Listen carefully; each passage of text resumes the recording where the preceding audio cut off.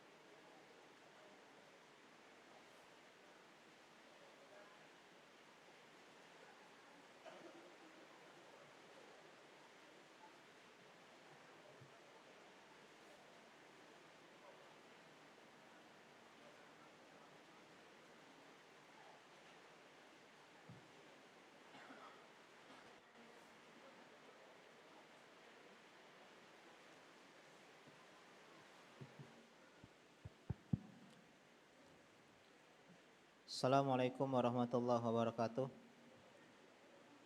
Alhamdulillah wassalatu wassalamu ala Rasulillah wa ala alihi wa ashabihi wa man wala wala haula wala quwata illa billah.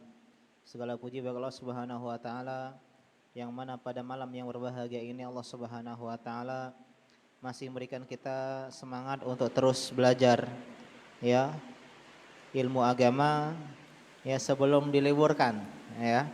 Sebelum kalau misalnya ada info libur, setidaknya kita sudah berusaha mumpung karena sebagian tempat sudah meliburkan pengajian-pengajian, arahan dari sebagian pemerintah untuk meminimalisir ya perkumpulan-perkumpulan. Di antaranya adalah kajian pengajian seperti ini. Ya, sebelum ada ya peraturan resmi libur, maka kita maksimalkan kesempatan yang ada karena nggak tahu mungkin ini adalah kajian terakhir kita. Kita lanjutkan fikih muamalah kita membahas kitab ya Fathul Qorib Al-Mujib syarah dari matan Abi Syuja yang sekarang perjumpaan kita dalam fikih muamalah yang keberapa? Yang ketujuh. Ya, sekarang yang ketujuh setelah kemarin kita bahas masalah khiyar yaitu hak bagi penjual maupun pembeli untuk meneruskan atau membatalkan sebuah transaksi.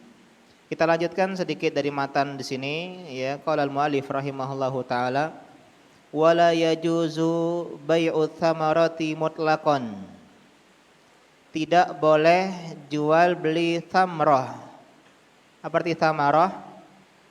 Tamrun fruits ya buah. Buah-buahan mutlakon secara mutlak, nggak boleh jual-jual ya buah-buahan, jual beli buah-buahan secara mutlak illa ba'da buduwi solahiha, kecuali ba'da setelah buduwin ya bada ya bedu artinya tampak solahiha matangnya ya setelah matang. Artinya kalau buah tersebut belum matang enggak potong. Artinya membeli dalam keadaan ya mentah. Mungkin dia pengen merujak mangga muda misalnya, ya. Lagi ngidam mungkin istrinya pengen merujak mangga muda, maka dibeli dalam keadaan belum matang. Boleh asal langsung dipetik. Begitu juga buah-buahan yang dijual yang tidak berada lagi di pohonnya, di pasar-pasar. Meskipun ada yang belum matang itu boleh diperjual. Sebagaimana kita beli pohon, ternyata sebagian buahnya tidak matang, itu pun gorornya sedikit. Wala bai'u ma fihi riba bijinsihi radban illal laban, dan tidak boleh jual beli komoditi riba berupa makanan. Kalau dalam mazhab Syafi'i kita bahas kemarin ilahnya kenapa kurma, gandum dan garam itu komoditi riba karena makanan, ya, mat'um, yang basah. Jadi tidak boleh menjual sesuatu yang basah. Boleh kurma sama kurma, iya enggak? Kurma basah 1 kilo, yang 1 kilo. Apa? Timbangannya beda, sama-sama 1 kilo.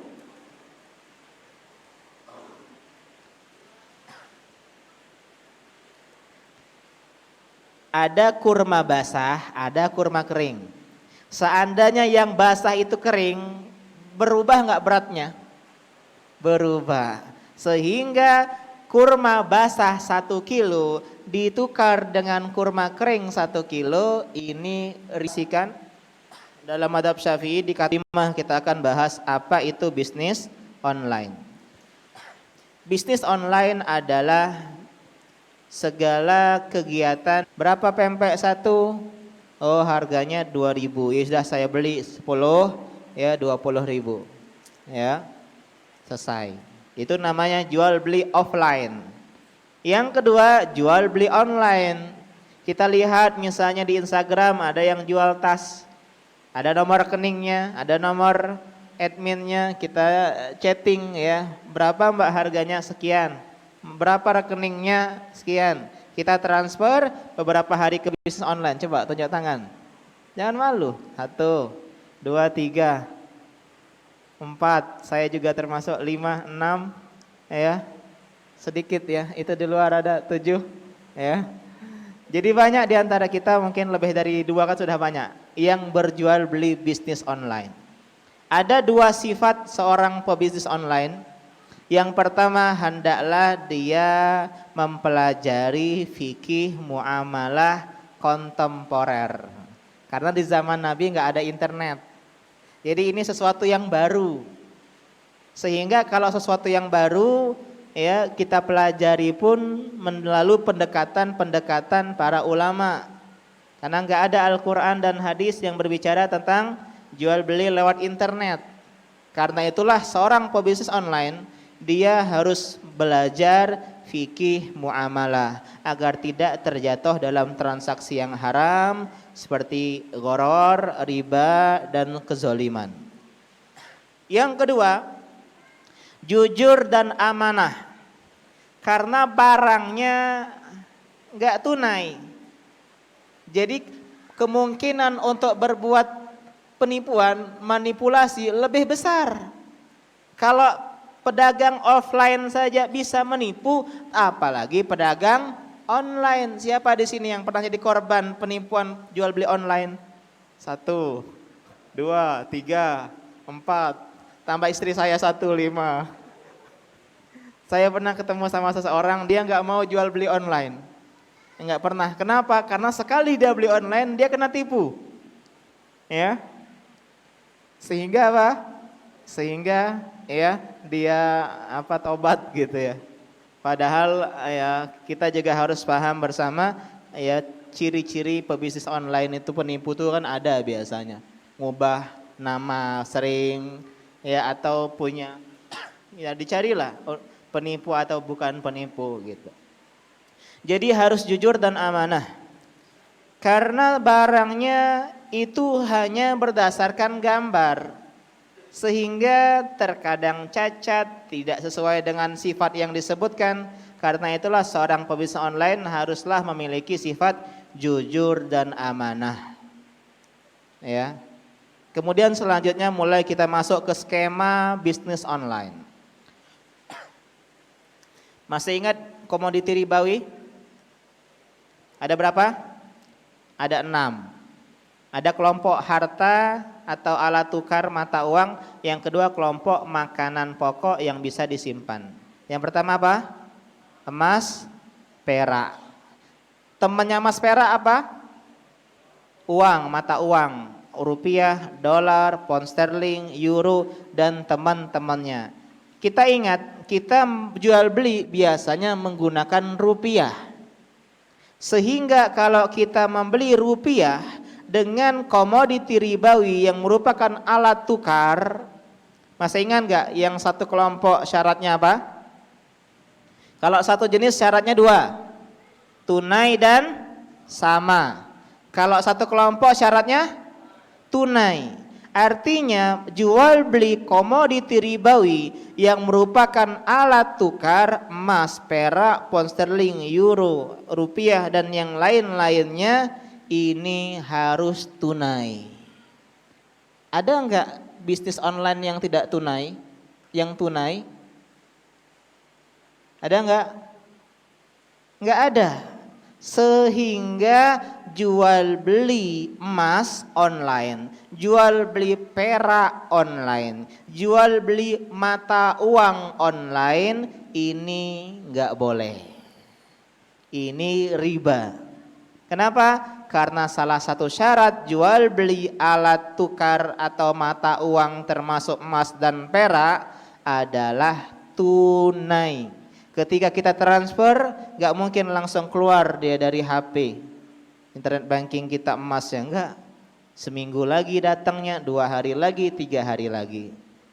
Sehingga gak boleh jual beli emas online, gak jual perak online, kemudian mata uang online. Kecuali mata uang kuno. Boleh gak jual beli online mata uang yang lama? Kenapa boleh? Karena sifat ilahnya sudah tidak ada. Tidak bisa sebagai alat tukar. Tahu kan 500 monyet? Laku nggak sekarang? Jadi sifat sebagai alat tukarnya sudah tidak ada.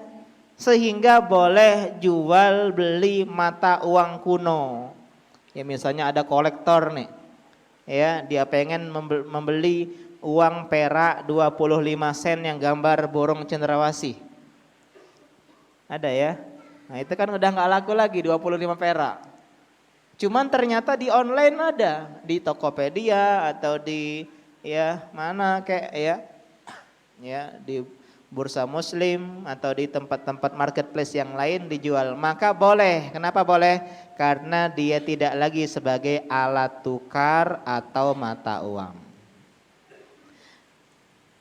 Kemudian skema jual beli online yang selanjutnya. Kalau tadi berdasarkan barang yang dijual, jadi semua jual beli online boleh kecuali apa? Emas, perak, dan uang. Baik mata uang pound sterling dan seterusnya. Kalau transfer dia tunai. Saya transfer detik itu juga ketika keluar ya, maka detik itu juga orang yang transfer pound sterling di Inggris sana ya, atau misalnya kita ngirim jamaah teman kita yang lagi umroh saudara kita kirim, ini kan termasuk mengirim uang ke sana, nyampe ke sana detik itu juga dia bisa menarik uang, berarti itu menunjukkan akad tersebut bukan online tapi tunai. Ya, jadi pengiriman uang ya kan sorab atau tukar uang atau jasa uang ya atau money changer ya, ini termasuk sesuatu yang tunai. Nah, itu sedikit faedah meskipun beda dengan jual beli ya. Sekarang skema jual beli online sesuai dengan kepemilikan barang, berdasarkan kepemilikan barang. Penjual online itu ada dua. Ada yang sudah memiliki barang, barangnya udah di tangannya, udah ada di rumahnya, udah ada di tokonya, udah ada di warungnya. Kemudian dia pasarkan melalui online. Maka ini enggak masalah. Maka ini fleksibel. Contoh saya di rumah ada buku. Saya jualkan lewat online, lewat WhatsApp, lewat media sosial, lewat marketplace. Kemudian ada yang pesan sama saya, maka boleh DP, boleh utang, boleh transfer di depan, intinya fleksibel karena kita sudah punya barang. Ya, jadi teman-teman kalau bisnis online yang paling aman kalau kita punya barang. Ini yang pertama. Yang kedua, kalau kita tidak memiliki barang. Barangnya mana? Masih di pasar. Barangnya mana? Belum dibeli, masih di produsen, masih di Jakarta misalnya, masih di yang tempat-tempat lain. Atau belum ada barangnya, maka yang seperti ini kita bagi lagi menjadi dua. Yang pertama dia produsen atau pembuat barang. Contoh, saya penjahit pakaian, saya jual pakaian online. Siapa yang bikin? Saya. Barangnya belum ada, belum dibuat. Atau contohnya saya jual kue, jual roti, jual masakan, jual lauk pauk. Mana lauk pauknya? Belum ada. Mana rotinya? Belum ada. Siapa yang buat? Saya. Berarti dia produsen. Kalau seperti ini, akadnya pun fleksibel.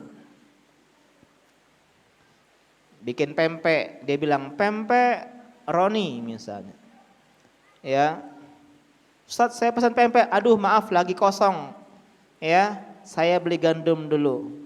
Ya saya pesan Ustadz ya, boleh. Mau uang di depan, mau DP dulu dong 5.000 dia DP. Ya, untuk beli gandumnya. Ya, ini diperbolehkan. Jadi kalau dia produsen atau dia pembuat barang, ini fleksibel, mau tunai, mau kredit, mau utang, mau DP, terserah. Ini namanya akad istisna. Ya, istisna artinya meminta bikin, minta bikinin, ya. Apa bahasa istisna itu ya?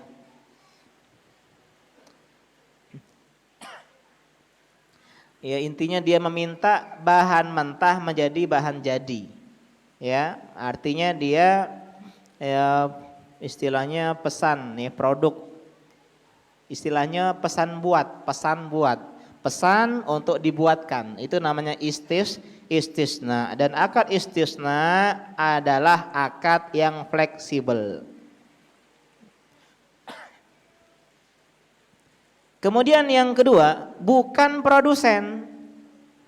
Bukan dia yang bikin buku, bukan dia yang bikin masakan, bukan dia yang bikin roti, dia hanya supplier. Nah ini. Ya. Jadi kita bagi dari dua, pemilik barang dengan belum memiliki barang. Yang pemilik barang oke, udah centang. Yang bukan pemilik barang, yang belum memiliki barang, yang pertama tapi dia sebagai pembuat, ini pun conteng. Ya, karena dia seolah-olah pemilik barang tapi barangnya belum ada gitu. Yang ketiga, dia bukan pembuat barang, dia produsen, bukan produsen. Nah, ini pun dibagi lagi menjadi dua. Ya. Nanti saja, saya lagi malas coret-coret ini ya. Jadi sekarang yang bukan produsen, yang bukan pembuat barang pun dibagi menjadi dua. Yang pertama, dia wakil dari pemilik barang. Baik reseller maupun agen maupun apalagi dropshipper resmi ya, atau yang bukan, atau yang lain-lain.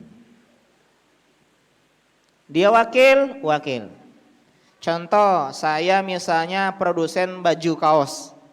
Ini bukan promosi. Kemudian ada orang yang bilang, Ustaz Roni, saya bantu jualin ya. Ya, oh ya silakan. Nah, sekarang statusnya sebagai wakil. Kalau dia wakil pemilik barang, maka dia pun fleksibel. Nah, enaknya teman-teman yang sedang bisnis online, coba minta izin. Kalau minta izin memang di satu sisi untungnya lebih sedikit, iya enggak? Iya. Yaudah kau izinin, cuman jangan ini ya, jangan banyak-banyak. Kenapa? Karena biasanya seperti itu, apalagi agen. Kadang agen itu dia pemotongannya bukan dari penambahan harga, tapi dari potongan harga. 10.000. Cuman karena dia agen, dia boleh membeli sama produsennya 9.000. Untungnya berapa? 1.000. Tapi kalau nggak dapat izin, dia bisa jual 15.000. Iya nggak? Karena itulah orang biasanya males minta izin. Karena dia bisa naikin harga seenaknya dewe, dan ini boleh. Ya, nanti kita bahas. Jadi kalau dia wakil atau dia reseller atau dia agen atau dia marketer, ya pokoknya yang dapat izin semuanya, maka dia pun fleksibel. Boleh DP, boleh nanti, boleh sekarang, boleh lunas di depan, nggak masalah. Nah, yang jadi masalah yang sedang kita bahas ini. Dia bukan pemilik barang, bukan pembuat barang, nggak dapat izin. Ini yang kita kenal dengan dropshipper. Tahu dropshipper? Contoh, ya, siapa nama antum? Siapa? Hah? Denny. Denny misalnya dia penjual buku. Denny penjual buku, punya toko buku di Palembang. Saya tahu Denny ini penjual buku, cuman saya nggak minta izin. Ya, saya promosikan buku-buku yang dijual oleh Denny. Harga buku 10.000, saya bilang 12.000. Nah, ya, saya pemilik barang bukan? Bukan, barang masih di toko Denny. Saya pembuat barang bukan? Bukan. Saya izin bukan? Enggak dapat izin, sehingga ini hukum asalnya dropshipper, dan hukum asal seperti ini tidak diperbolehkan. Nah, kau cemas sudah. Ya, no Ustaz, cak manu aku mah itulah setiap hari. Pokoknya jangan keluar kamu habis kajian ya. Ya, belum sampai selesai.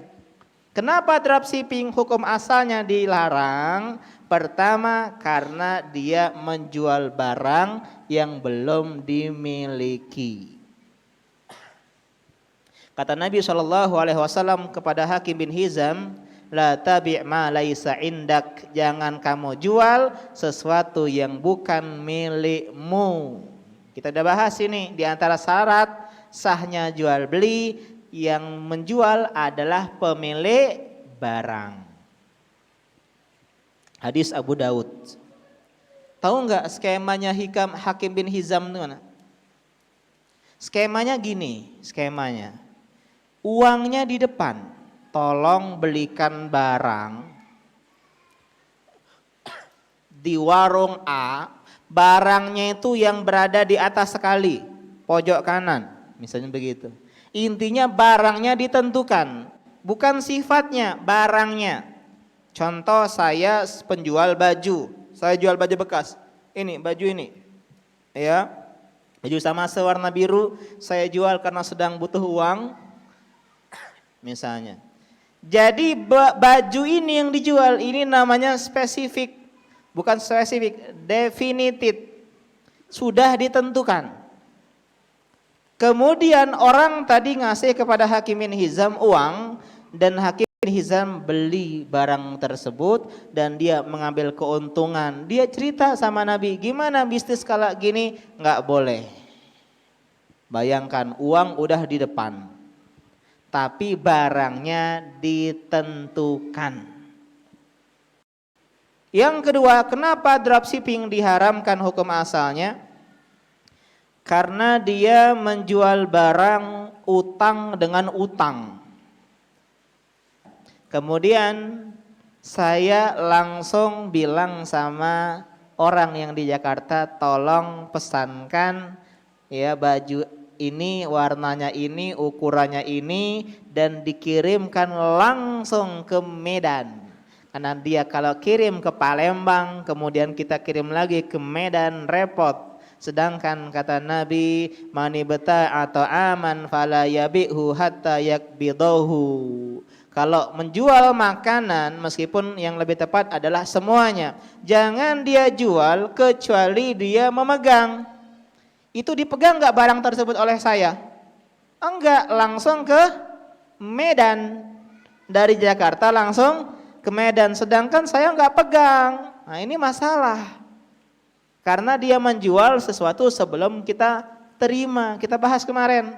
Ya, di antara konsekuensi dari taqabud atau qabad serah terima adalah hak untuk tasarruf, untuk menjual kembali barang tersebut. Selama belum ada taqabud nggak boleh dijual. Contoh, kita pesen baju online, barangnya belum datang, udah kita jual sama teman kita, nggak boleh. Nah, karena 3 alasan inilah sebagian mengharamkan dropshipping.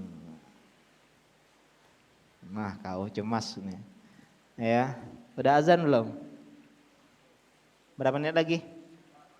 4 menit lagi ya. Saya nggak bawa jam soalnya.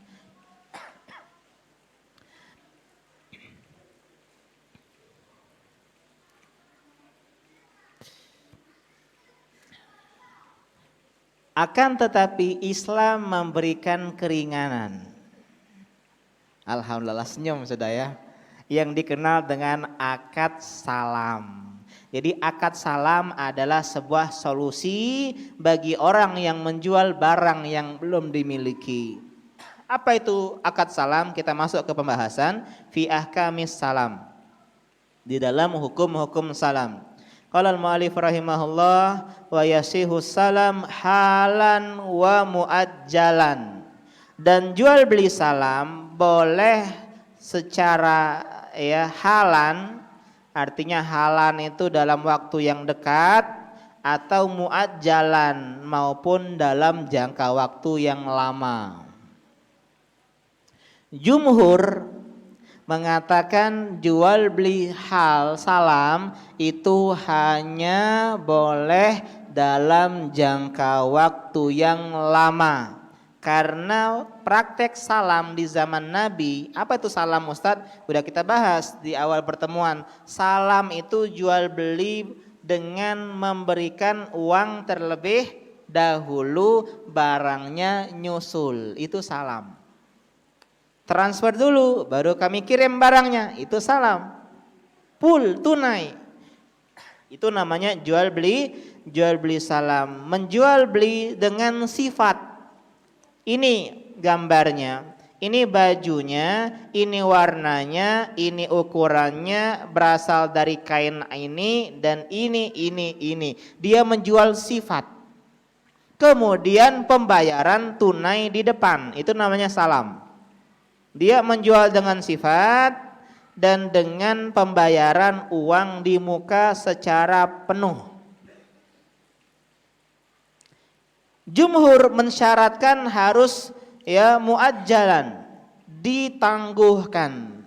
Jadi datangnya setahun atau 2 tahun. Ini praktek salam di zaman Nabi.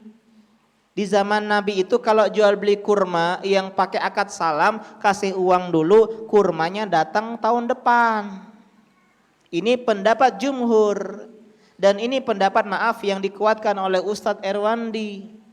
Ya, hafizahullahu ta'ala, sehingga beliau mengharamkan dropshipper secara mutlak. Karena dropshipper datang dalam keadaan waktu dekat, 2 hari, 3 hari udah datang. Tapi dalam mazhab Syafi'i dan pendapat salah satu mazhab juga dari Imam Ahmad, bolehnya halan.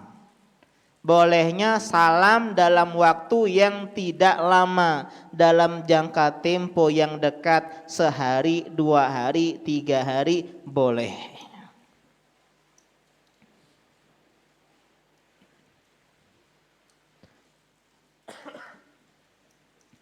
Udah masuk belum?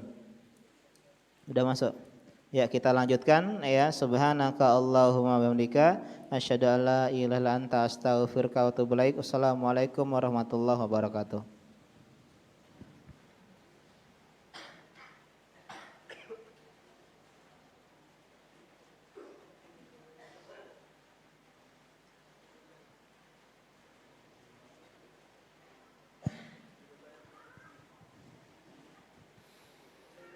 Allahu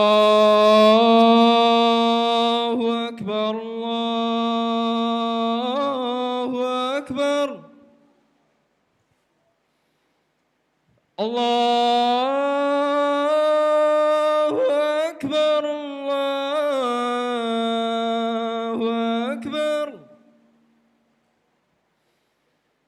أشهد أن لا إله إلا الله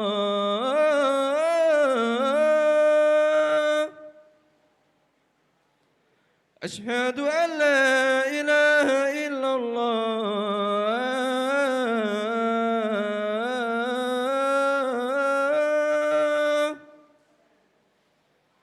أشهد أن محمد رسول الله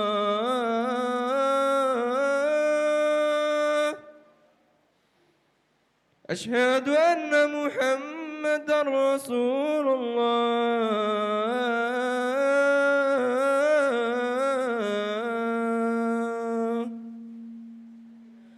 حي على الصلاة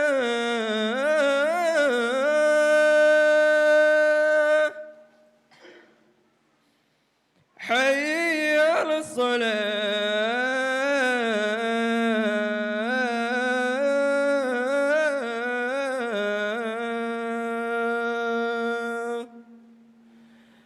حي على الفلاح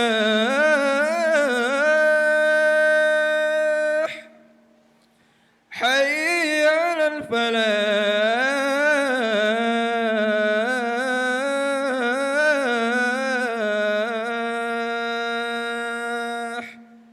الله أكبر الله أكبر لا إله إلا الله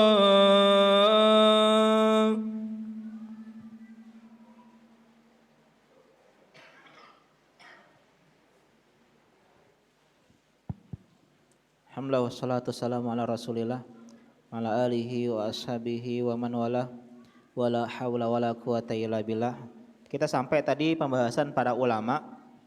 Ya, di antara syarat sebagian ulama dan ini pendapat jumhur bahwasanya barang tersebut diserahkan secara tertunda. Ini pendapat jumhur.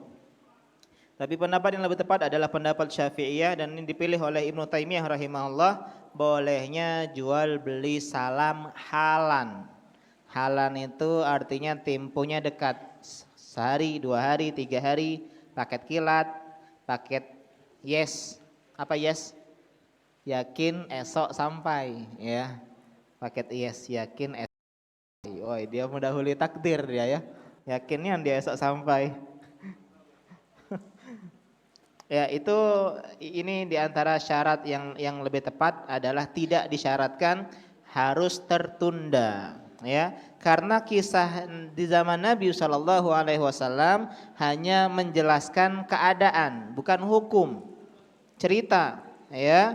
Jadi ceritanya itu kata ya sebagian sahabat, ya Nabi pernah bilang ya kami terbiasa dahulu jual beli salam 1 atau 2 tahun, ya 1 atau 2 tahun ketika Nabi tiba di kota Madinah.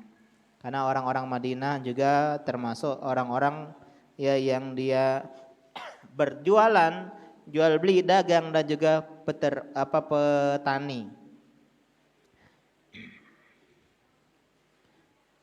Jadi di antara akad bolehnya dropshipping atau di antara solusi bolehnya dropshipping adalah akad salam. Dan akad salam memiliki 5 syarat di dalam kitab ini. Ini dalam mazhab Syafi'i fima takamalat fihi khamsatu syara'id. Ya, ketika sempurna 5 syarat. Artinya kalau terpenuhi 5 syarat. Syarat yang pertama, an yakuna matbutan bisifati.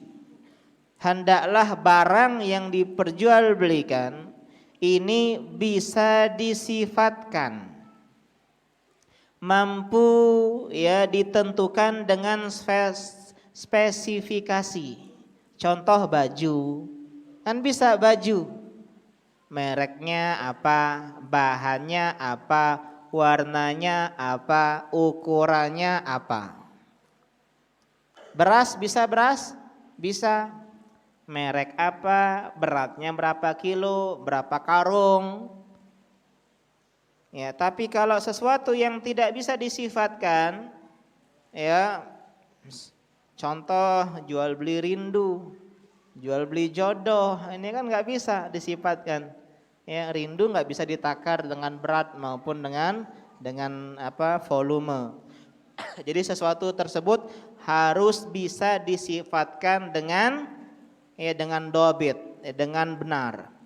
Yang kedua, wa an yakuna jinsan lam yahtalit bihi ghairuhu.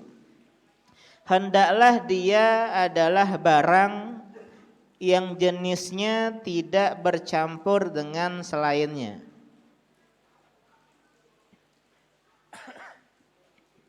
Di sini dicontohkan seperti seperti apa? Seperti sabun ya.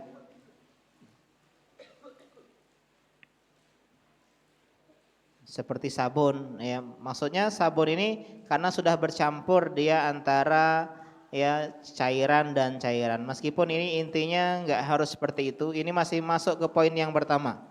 Jadi poin yang kedua mengatakan maksudnya tidak boleh bercampur dengan benda yang lain, karena kalau dicampur dengan benda lain dia susah untuk disifatkan. Ya. Susah untuk disifatkan. Artinya karena dia campur-campuran begitu. Ini syarat yang kedua, meskipun syarat ini enggak harus kembali ke syarat yang pertama. Syarat yang ketiga ini pun jadi dikritisi, walam tadkhulhun naru liihalatihi. Bukan barang yang dihalalkan yang dimasak dengan api. Jadi kalau sesuatu yang dimasak dengan api enggak boleh diperjualbelikan secara akad salam. Ini pun kembali ke poin yang pertama, intinya susah disifatkan. Sehingga poin 1, 2, dan 3 bisa kita simpulkan dengan satu, yaitu sesuatu yang bisa disifatkan dengan sifat yang jelas, spesifikasinya jelas. Kayak HP, mereknya apa, kemudian jenisnya apa, kemudian warnanya apa, nah itu. Ya, ukurannya kalau baju, kalau buku kira-kira berapa halaman, mana gambar covernya, begitu. Intinya sesuatu tersebut bisa disifatkan. Yang kedua atau yang keempat di sini, wa an la yakuna muayyanan, barang tersebut tidak ditentukan zatnya. Ada yang jual sifat, ada yang jual zat. Saya jual buku ini, ya, buku yang saya pakai kajian ini namanya menjual beli barang yang telah ditentukan barangnya. Ini enggak boleh di dalam akad salam, karena itu Hakim bin Hizam ditegur Nabi. Karena barangnya sudah ditentukan. Maksudnya ditentukan itu bendanya itu harus yang itu. Beda kalau akad salam itu yang dijual itu sifat. Bukunya kayak ini. Apakah harus ini?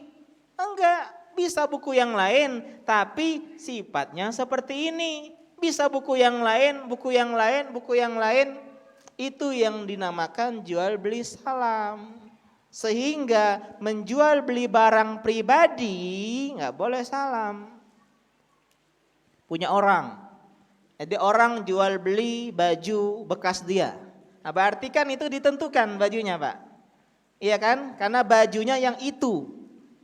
Gimana bahasakannya nih ya? Tapi paham ya? Paham. Contoh, saya jual HP saya. Nah, kalau HP saya artinya barangnya sudah ditentukan. Tapi kalau bilang HP yang kayak gini. Nah, kalau kayak gini boleh salam. Samsung A9 misalnya. Mau saya belinya di PS, mau di Dempo, mau di PTC, terserah. Yang jelas Samsung A9 warna hitam. Udah. Beda kalau saya bilang saya jual HP saya ini loh, yang ini loh. Bukan Samsung A9 yang lain, yang ini. Nah, ini enggak boleh. Ya. Ini enggak boleh di dalam jual beli salam. Yang terakhir yang kelima, wa an la yakuna ya wala min muayyanin, dan tidak boleh juga ditentukan barang atau tempatnya dari mana. Tolong beli HP Samsung A9 di toko ini yang sedang berada di ya kacanya. Ya, ini intinya sama. Poin keempat kelima, ditentukan baik barangnya maupun tempatnya. Karena kalau ditentukan tempatnya seolah-olah dia menjual barang tertentu, bukan sifatnya, iya kan? Iya, karena ditentukan tempatnya. Pokoknya di warung bapak itu loh. Sehingga seolah-olah ditentukan barangnya. Tapi pokoknya terserah, pokoknya belikan saya HP Samsung A9. Udah, mau di mana terserah. Pokoknya ini sifatnya, ini yang boleh di dalam jual beli salam. Ini yang dropshipper lakukan, iya kan? Nggak peduli mau barangnya yang mana, yang jelas sesuai dengan sifat. Paham? Paham. Nggak paham juga tidak berdosa kok ya. Yang tidak paham juga tidak berdosa. Adapun pembahasan selanjutnya yang berkaitan dengan jual beli salam, ya kita bahas selanjutnya. Intinya kesimpulannya, jual beli dropshipping tadi meskipun kita bukan pemilik barang, kita bukan pembuat barang dan kita tidak dapat izin, maka kita tetap boleh jual dengan akad salam. Contohnya apa? Bagaimana caranya? Tolong transfer penuh ke rekening ini. Selama tidak ada transfer, belum dianggap order. Hati-hati yang pre-order. Yang pre-order bukan barang dia, boleh dengan syarat yang dijadikan order bukan SMS, tapi uang. Ya saya list dulu ya yang pre-order ya, 1, 2, 3, nggak boleh.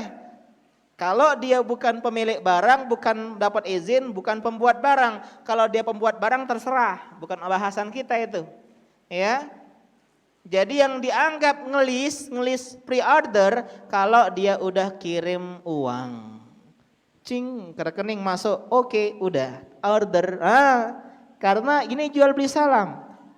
Ya ingat, jadi jual beli salam harus transfer terlebih dahulu. Jadi aman. Jadi boleh kalian dropshipper dengan syarat tadi apa? Uang di depan.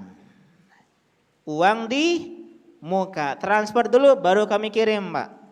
Ustadz boleh nggak langsung dari Jakarta ke Medan tadi? Atau ke Pekanbaru? Atau ke Padang? Atau ke Batam? Dan seterusnya. Jawabannya adalah insya Allah di lain waktu ya. Biar penasaran ya.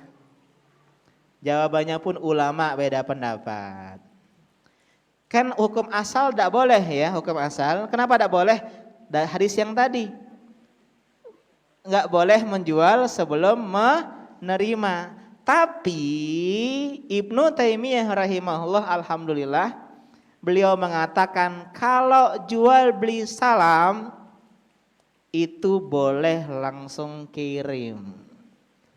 Asal dengan syarat dia sudah transfer penuh uangnya. Ini pendapat Imam Ahmad menyelisihi jumhur. Kalau Ustadz Erwandi lebih sering memilih pendapat jumhur ulama sehingga beliau mengharamkan mutlak. Sedangkan kita hukum asalnya haram kecuali akad salam. Jadi Imam Ahmad dan Ibnu Taimiyah menguatkan bolehnya pengiriman langsung dari Jakarta ke Medan dengan syarat uangnya udah ditransfer penuh di depan. Ya, paham kita insyaallah ya? Iya. Dengan syarat pengiriman barang resikonya ada di kita sebagai penjual atau supplier, bukan dari Jakarta. Ternyata kita kirim dari Jakarta, tolong Pak Jakarta kirim ke Pak Medan. Dikirim, ternyata barang nggak sampai-sampai, rusak atau kehilangan. Yang bertanggung jawab bukan yang di Jakarta, tetapi siapa? Kita. Itu konsekuensinya. Harus paham. Jangan, kan aku tidak tahu menau. Yang ngirim kan Jakarta. Ya, karena kau sudah jadi akad salam. Sehingga tanggung jawab barang tersebut menjadi tanggung jawab dirimu. Kalau nggak sampai, ya maka dikirim lagi atau di cancel pembeliannya. Allahu ta'ala a'lam. Kita tanya jawab ya, yang kemarin dulu masih ada.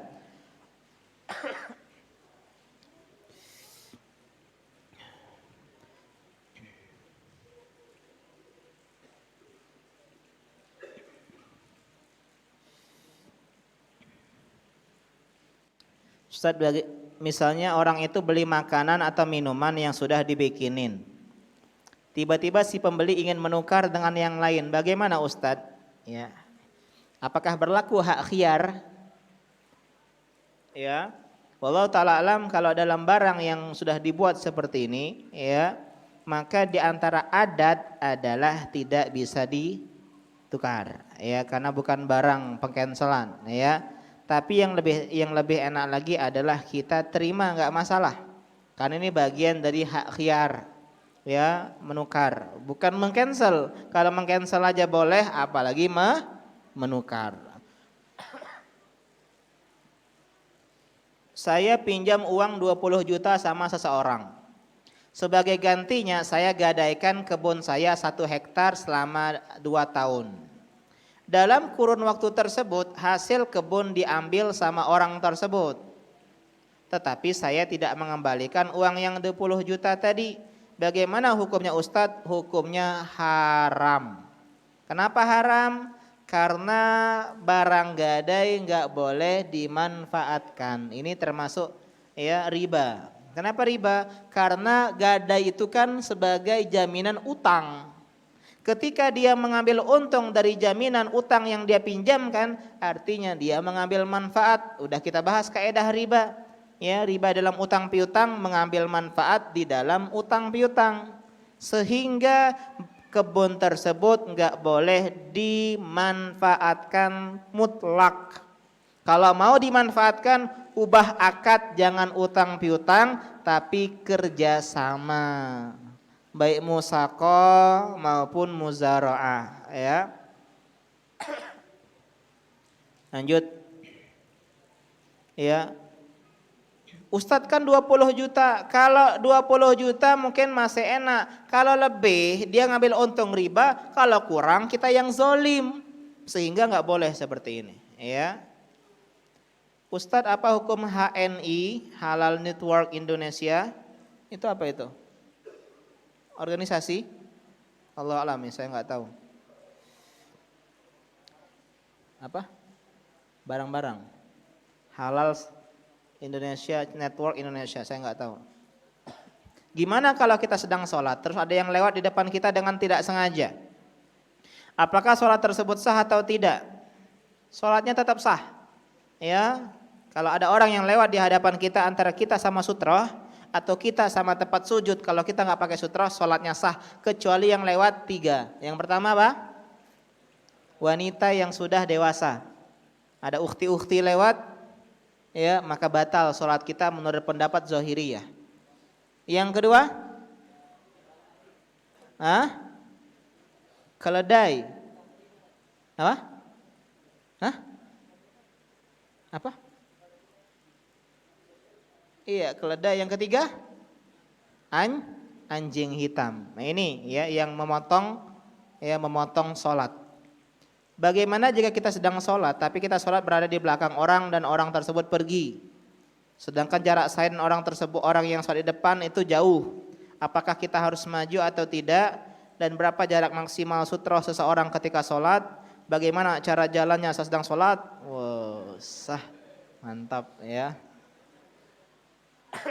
Ulama beda pendapat tentang masalah sutroh, ya. Jumhur mengatakan sutroh itu sunnah.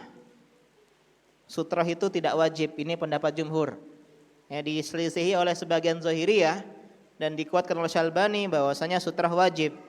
Wallahu alam, kalau saya berpendapat sutroh tidak wajib, ya, sehingga tidak harus berjalan mencari sutroh.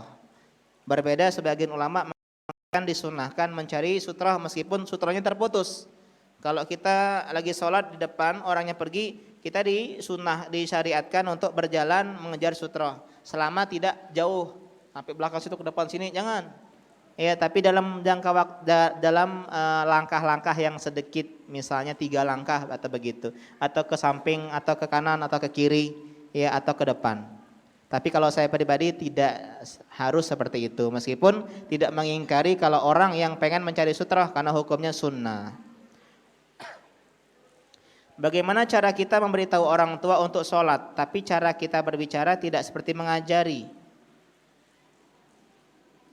Memberitahu, nyuruh orang tua untuk sholat. Yuk sholat, ya gitu ya. Tergantung orang tuanya, kan beda-beda. Ada orang tua yang suka marah, ada orang tua yang penurut. Jadi kalau cara itu tergantung kalian sendiri. Beda ngajak sholat saya sama orang tua saya, sama kalian dengan orang tua kalian. Karena orang tua kita beda, karena kita berbeda. Saya punya rekening di koperasi sebagai bonus dari tempat kerja. Dan sempat saya bayar uang pokok anggota dalam beberapa bulan. Waktu itu saya terima saja karena tidak enak dengan atasan. Namun yang di dalamnya tidak pernah saya ambil. Apakah sebaiknya saya tutup rekeningnya Ustadz? Dan bagaimana dengan uangnya? Apakah riba? Koperasi simpan pinjam itu termasuk akad utang. Sehingga bagi hasil dari koperasi itu riba. Sehingga uangnya nggak boleh kita makan. Yang terlanjur dikirim boleh kita gunakan untuk fasum, fasilitas umum, untuk perbaiki jalan, atau sebagian ulama memperbolehkan untuk orang fakir dan miskin. Ustadz, boleh tidak minjam barang di masjid untuk walimahan? Kalau ada dalilnya tolong dibacakan, syukron.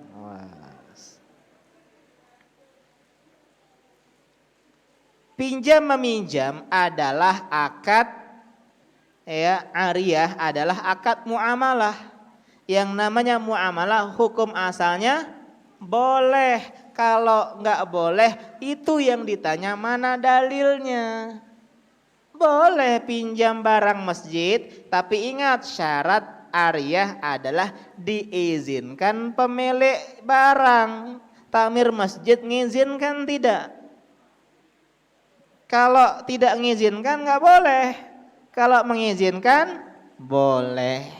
Ya wallahu taala alam. Sudah yang kemarin, sekarang yang hari ini.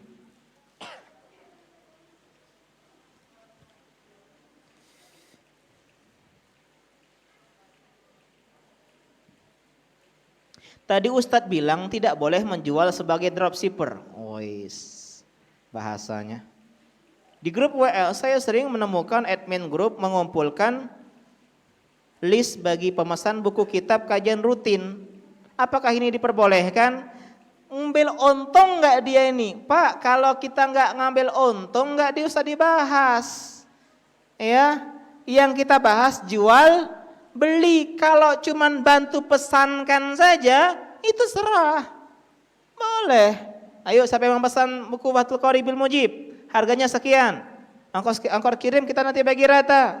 Jadi nggak ngambil untung, dia tuh memfasilitasi. Kecuali dia jualan.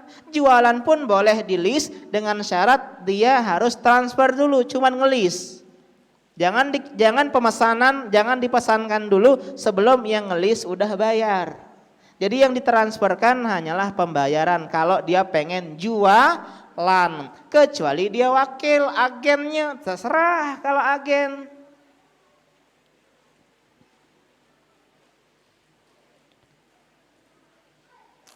Memang harus sabar sikap muamalah itu ya. Apa ya? Bagaimana jika saya memposting barang di toko yang bukan milik saya dan saya bukan produsen dan ada orang yang pesan barang lewat WA, lalu barang itu baru saya beli dan saya antar langsung kepada yang memesan? Ini yang tidak boleh, udah kita bahas tadi. Iya kan? Nggak boleh begini. Harus uang di depan. Inilah namanya jual beli sesuatu yang belum dimiliki. Jadi transfer dulu bro. Ya, transfer baru kita beli dan kita antarkan ke rumahnya. Ini Pak bajunya, kan enak. Kecuali kita barang kita, kecuali kita pembuat barang, kecuali kita wakil minta izin sama pemilik toko, begitu ya. Waspadalah, waspadalah. Itulah banyak orang jual beli online ya yang terjatuh dalam perbuatan yang haram. Jika seorang perempuan dan laki-laki nikah sirih. Nikah sirih itu apa? Nikah sirih adalah nikah yang sah secara agama tapi tidak tercatat di KUA. Kalau maksud nikah siri adalah nikah tanpa wali, nggak boleh, haram.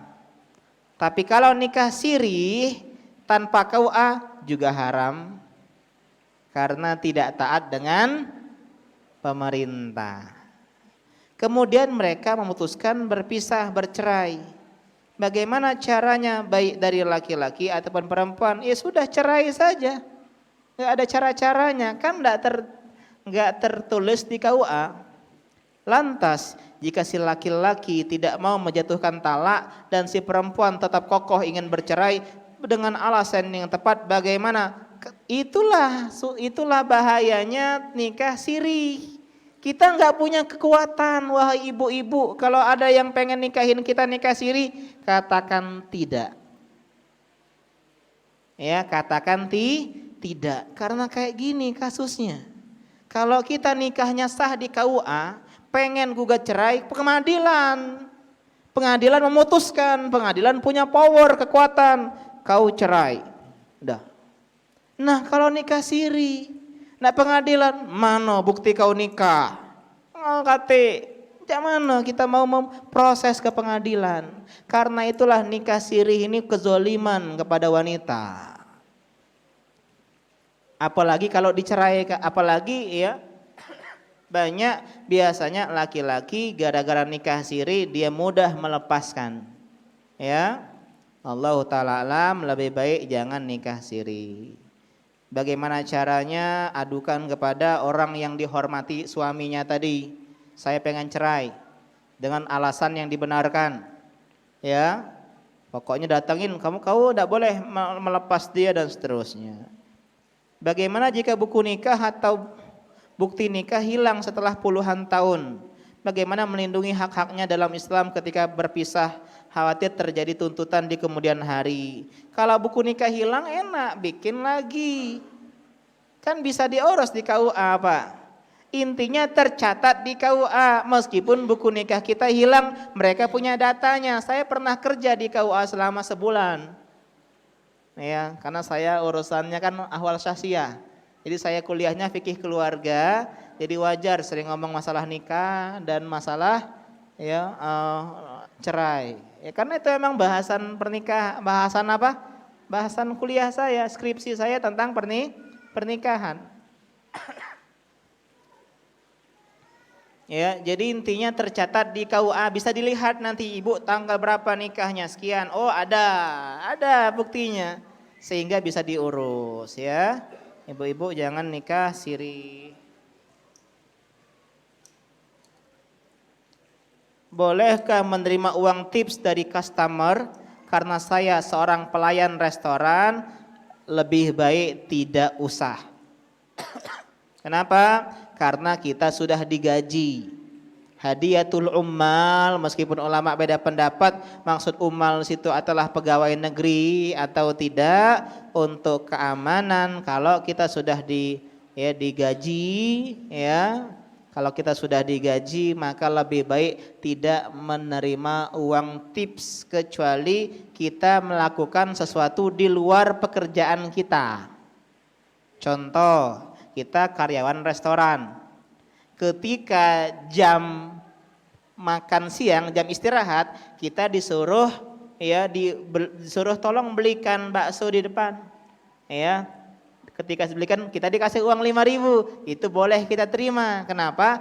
Karena tidak berkaitan dengan tugas kita selaku karyawan restoran. Ya, paham? Apa hukum jual beli dengan bantuan endorsement yang memiliki followers banyak? Masya Allah. Ya, ya boleh, karena jasanya sales, marketing. Ya, saya punya followers banyak, kemudian saya buka, siapa yang pengen promosikan segera kirim uang ke saya. Jadi dia menjual jasa. Jasa untuk apa? Untuk ya mempromosikan. Ya, promoted ya. Ini halal. Yang salahnya ini akun dakwah. Akun dakwah ya, ketika udah sekian ribu buka endorse, ini jangan. Kalau akun pribadi nggak masalah. Kalau akun dakwah janganlah buka endorse, takutnya gara-gara ya mencari dunia dengan dakwah, nggak boleh. Ya. Bolehkah bisnis online mendaftarkan jadi mitra GoFood maupun GrabFood? Ya, ini kembali ke hukum GoFood. Kalau teman-teman mengatakan GoFood boleh, sebagaimana pendapat Ustadz Aminur Bais, silakan pegang pendapat tersebut. Kalian boleh gabung di GoFood.